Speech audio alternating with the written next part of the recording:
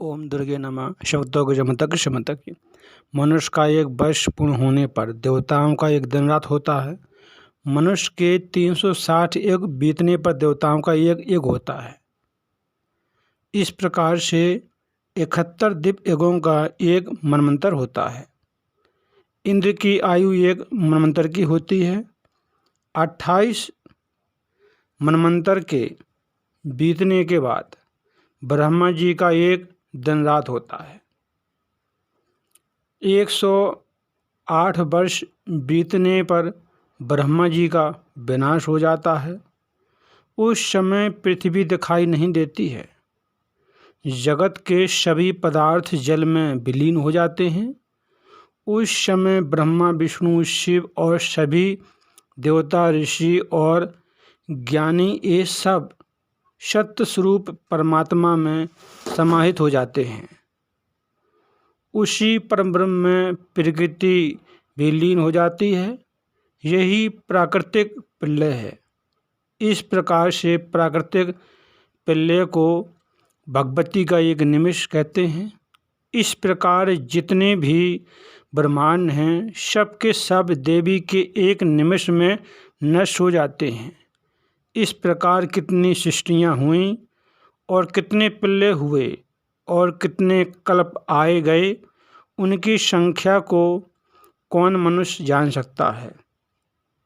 सृष्टियाँ, प्रलय, ब्रह्मांडों और ब्रह्मांड में रहने वाले ब्रह्मा की संख्या को भला कौन मनुष्य जान सकता है। सभी ब्रह्मांडों का ईश्वर एक ही है। वही समस्त प्राणियों का परमात्मा है और परमात्म स्वरूप और सदानंद स्वरूप धारण करने वाला है। ब्रह्मा विष्णु महेश ये सब परमेश्वर के अंश हैं और वे परमात्मा ही पराप्रकृति हैं। उसी पराप्रकृति से ही अर्धनारीश्वर उत्पन्न हुए हैं। ब्रह्मा से लेकर तीर्ण सब कुछ प्राकृतिक है और जो कुछ भी प्रकृति से उत्पन्न है वह सब नश्वर ही है। इस प्रकार सृष्टि के परमब्रह्म परमात्मा सत्य नित्य सनातन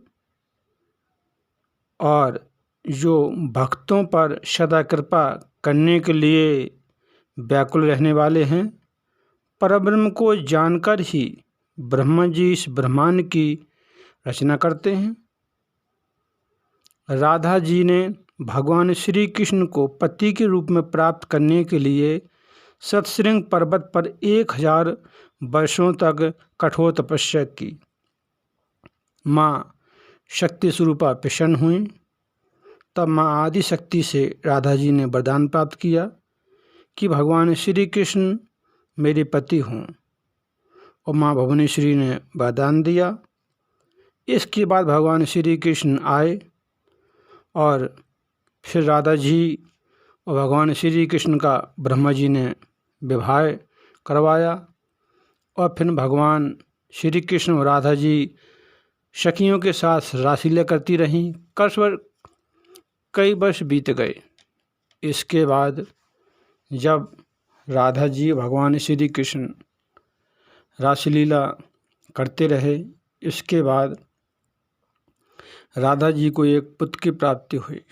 राधा जी चाहती थीं कि मुझे कोई कन्या की प्राप्ति हो, लेकिन कन्या की प्राप्ति नहीं हुई तो राधा जी को क्रोध आ गया। और जब पुत्र हुआ तो राधा जी ने उस विराट पुरुष को, उस पुत्र को जल में प्रवाह कर दिया। तब भगवान श्री कृष्ण को क्रोध आ गया।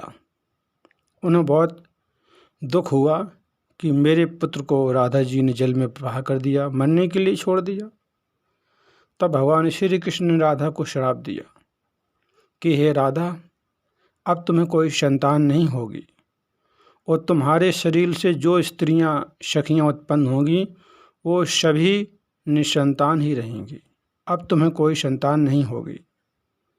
इसके बाद राधा जी को कोई संतान नहीं हुई और उस पुत्र का, विराट पुरुष का भगवान श्री कृष्ण ने पालन पोषण किया।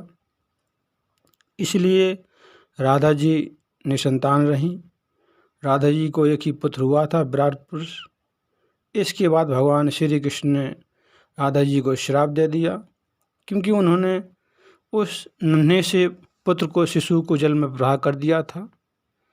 इसलिए भगवान श्री कृष्ण ने उन्हें श्राप दिया कि अब तुम्हें कोई संतान नहीं होगी। यह कथा देव भागवत में है, बहुत सुंदर अद्भुत कथा है। कथाओं को सुनते रहें। कथा सुनने से मनुष्य को पुण्य की प्राप्ति होती, साथ में ज्ञान की प्राप्ति होती है। राधा जी ने जन्म लेते ही पुत्र को क्यों त्याग दिया था?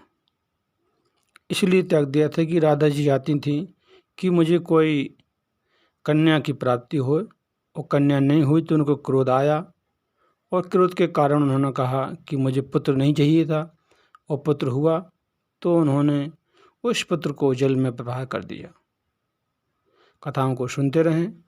फिर मिलेंगे अगली बार एक खास वीडियो के साथ। तब तक आप सब देखते इस चैनल, कथा को सुनते रहें, काम करते रहें, मैया का नाम जपते रहें। शिव भक्तों को क्षमता की।